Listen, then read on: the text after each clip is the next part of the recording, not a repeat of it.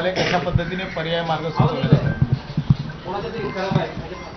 अरे हे नाही रोल ना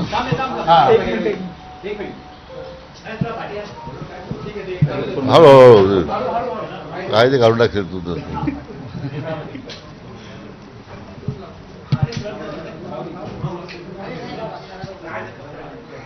चला ठीक आहे सर एक मिनिट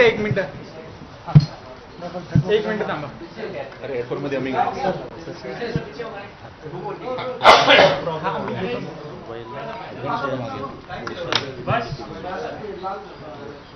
रेडी ठीक आहे ना कोणा सांग ना म्हणजे 2 दिवस. तर जरांगेंच्या आंदोलनाच्या संदर्भात सध्या मुंबई हायकोर्टामध्ये सुनावणी सुरू आहे. राज्य सरकारनं पावलं उचलावीत असे निर्देशही कोर्टानं दिलेत.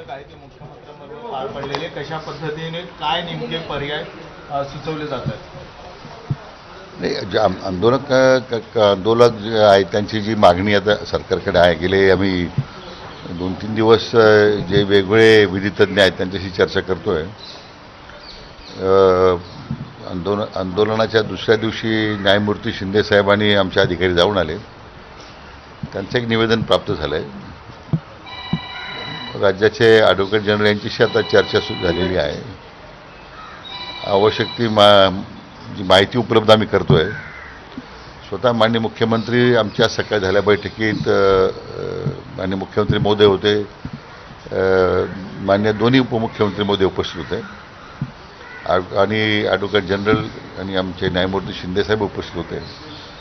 आणि विशेष करून हैदराबाद गॅजेटियरच्या अंमलबजावणीबद्दल आपल्याला काय करता येईल, सध्याच्या कायद्याच्या चौकटीत राहून शेवटी आंदोलक जे आहेत त्यांना आपण ज्यावेळी काही सरकार म्हणून भूमिका मांडू, शेवटी ती न्यायालयातही टिकली पाहिजे. म्हणून त्या दृष्टीने सविस्तर चर्चा केल्यानंतर मात्र आज मुंबई उच्च न्यायालयामध्ये एक जनहित याचिका दाखल झाल्याच्यामुळे माननीय ॲडव्होकेट जनरलना त्या ठिकाणी जावं लागलं. आता त्या जनहित याचिकेमध्ये उच्च न्यायालयाने काय ऑब्झर्वेशन्स दिलेत, काय निर्देश दिलेत ते सगळं पाहिल्याच्या नंतर आणि मग आमची परत आता एक बैठक होईल ॲडव्होकेट जनरल बरोबर आणि त्या जो मसुदा मी जो तयार केलेला आहे प्रारूप, त्याला अंतिम स्वरूप देता येईल. असं दुसरीकडे ज्या पद्धतीने सर कोर्टामध्ये सुनावणी झालेली आहे, ज्या पद्धतीने मुंबईकरांना वेठीस धरलं जात आहे, अशा पद्धतीने कोर्टाने देखील काही व्हिडिओ दाखवलेले आहेत आंदोलनकर्त्यांना की कशा पद्धतीने हुल्लडबाजी सगळीकडे चालू झालेली आहे, ताशेरे ओढलेले आहेत आंदोलनावर. आंदोलन करतात नाही, माझा पहिल्या दिवसापासून जरंगे पाटलांना तोच आग्रह होता आणि विनंती होती की आपण राज्यभरामध्ये 58 मोर्चे काढले आहेत. मुंबईमध्ये 6-7 लाख लोकांचा समाज बांधवांचा मोर्चा आला, कुठेही गालबोट लागलं नाही. उलट सगळ्या राज्यभरातून जगभरातून त्याचं स्वागत झालं की त्याचं अभिनंदन करण्यात आलं. परंतु ह्या उपोषणाच्या निमित्तानं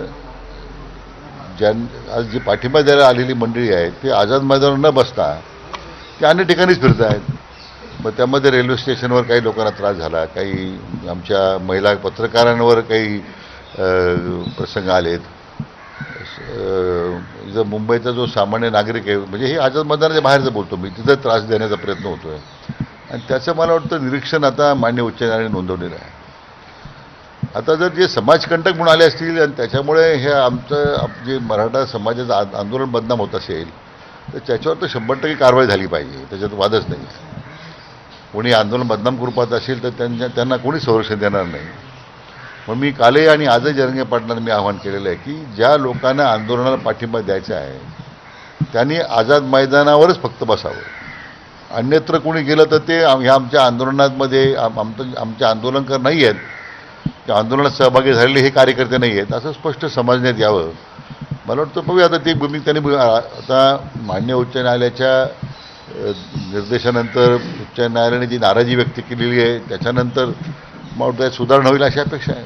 सर, 2 गोष्टी, एक तर कायदेशीर पेच खरं तर कुणबी आरक्षणाच्या संदर्भातला आणि दुसरं म्हणजे जरांगे पाटलांसोबत चर्चा, या 2 गोष्टींवरती कशा पद्धतीने सरकारची आता सध्या हालचाल होती? नाही, आता शेवटी मान्य सर्वोच्च न्यायालयाचे काही निर्णय पुढे आलेले आहेत जे आम्ही आता वाचतोय की सरसकट आरक्षण देता येत नाही वगैरे.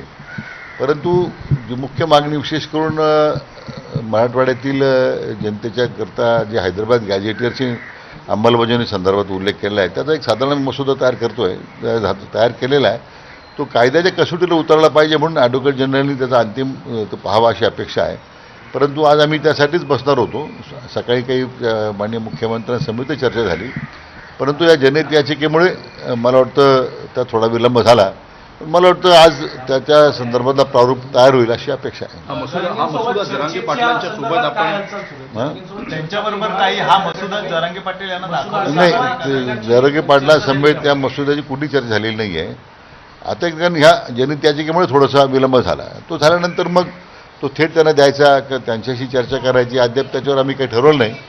परंतु आज ह्या मुंबई उच्च न्यायालयाच्याच निर्णय प्रक्रियेमध्ये आज सगळ्याचं लक्ष लागून होतं. आता माहिती अशी की त्यांना 2 दिवस मुदतवाढ आंदोलन करताना दिलेली आहे. पूर्ण निकालपत्र समोर आलेलं नाही. त्यामुळे कोर्टाचे निर्देश काय आहेत, काय पद्धती सरकारने फॉलो केल्या पाहिजे, आंदोलनकारांनी काय नियम पाळले पाहिजे, एकदा समोर आल्यानंतर त्याच्यावर भाष्य करता येईल. पण दुसरीकडे ज्या पद्धतीने त्यांची एकच मागणी आहे की सरसकट, आणि तुम्ही आता पण म्हणालात की सरसकट देणं हे कठीण आहे. गॅजेट असेल ते गृहीत धरलं जाईल. त्यासाठी नेमका वेगळा पर्याय मार्ग नेमका काय सुचवला जातो? नाही, वेगवेगळे पर्याय त्याच्यामध्ये आम्ही ती चर्चा केली. आता काही निर्णयामध्ये सर्वोच्च न्यायालयाच्या निर्णयाचं बंधन आहे. ते काही सरकारला ते ओव्हररूल करता येणार नाही किंवा निर्णयाच्या पलीकडे जाता येणार नाही. परंतु गॅजेटरच्या अंमलबजावणी संदर्भात निश्चितच काही आपल्याला मार्ग काढता येईल असं आता आमचं प्राथमिक मत आहे. पण त्याबद्दल एकदा अंतिम मसूद तयार झाला की मग मला वाटतं आम्ही तो आपल्यासमोर ठेवू. सर, ज्या 2 केसेसचा उल्लेख सातत्यानं होतोय, बाळासाहेब चव्हाण आणि सुहास दशरथे, तर त्या 2 केसेस संदर्भात नोंदवलेले निरीक्षण संपूर्ण समाजाच्या संदर्भात जेव्हा अभ्यास होईल तेव्हा समान पद्धतीनं लागू होईल की त्याला काही वेगळे निकष असतील? नाही, म्हणून ते सर्वोच्च न्यायालयाचे निकाल समोर असताना त्या सगळं आम्ही ज्यावेळी चर्चा करतो किंवा काही निर्णयाप्रत येऊ तर न्यायाचे जे निवाडे जेवढे झालेले आतापर्यंत ते काही दुर्लक्षित करून चालणार नाही. शेवटी ते सर्वोच्च न्यायालयाचे निर्देश आहेत ते निर्णय म्हणजे एक प्रकारचे ते निर्देशित असतात सरकारला. नाही, कोर्टाने ज्या पद्धतीने ताशेरे म्हटलेलं आहे की उद्यापर्यंत दुपारपर्यंत सरकार कशा पद्धतीने आंदोलन हाताळत आहे हे आम्ही बघू आणि पुन्हा एकदा 3 वाजता कॉम्प्लायन्स ठेवणार. तुम्हाला पुन्हा एकदा सरकारला त्यांची बाजू मांडायची. 2 दिवसाची मुदतवाढ दिली असली तरी आता यामध्ये सरकारवरती सुद्धा जबाबदारी आहे की आंदोलक आणि सामान्य नोकरदार वर्ग यांच्यामध्ये कुठे काही होऊ नये याच्यासाठी काय काळजी घेतो? नाही, पाहून आता म्हणून म्हटलं की न्यायालयाचा निकाल आता पूर्णत आम्ही वाचल्याशिवाय त्याच्यावर भाष्य करणं चुकीचं आहे. परंतु निश्चित सरकारची जबाबदारी आहे. आपण जनजीवन विस्कळीत होऊ नये यासाठी सर्व प्रयत्न करतोय आणि आंदोलक त्यांचे मार्ग शांततेने त्यांचं आंदोलन आझाद मैदान सुरू आहे. परंतु जी आमच्या आंदोलनाच्या नावाखाली जी लोक बाहेरून काही गोंधळ घालतात, सामान्य लोकांना त्रास देतात, जनतेला